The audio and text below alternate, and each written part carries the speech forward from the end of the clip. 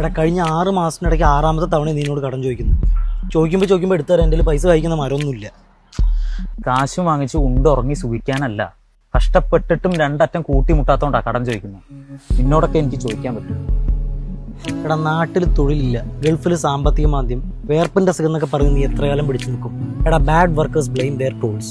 കാശ് തന്നില്ലെങ്കിലും തള്ളിപ്പറയില്ല എന്നുള്ളൊരു വിശ്വാസം ഉണ്ടല്ലോ, അതിന്റെ പേരാണ് ഫ്രണ്ട്ഷിപ്പ്. അത് നിനക്ക് തിരിച്ചില്ല എന്ന് എനിക്ക് മനസ്സിലായി. പിന്നെ കാശ് തരാൻ പറ്റില്ലെങ്കിൽ പറ്റില്ല എന്ന് പറഞ്ഞാൽ മതി. നീ എന്റെ അച്ഛനാവാൻ നോക്കണ്ട കേട്ടോ.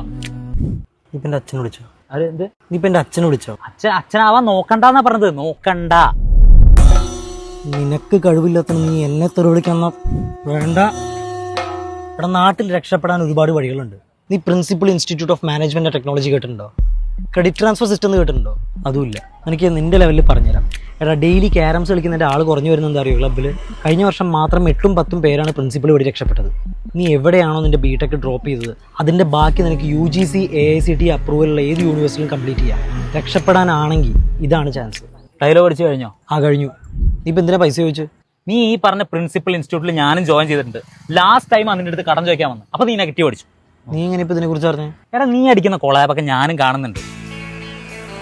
അതെ, നീയും ബിടെക് ഡ്രോപ്പ് ഔട്ട് ആണ്, അത് ഓർത്താ മതി. പിന്നെ ഞാനും നിന്റെ കൂടെ വന്ന് ജോയിൻ ചെയ്താലോ? അതെന്താ?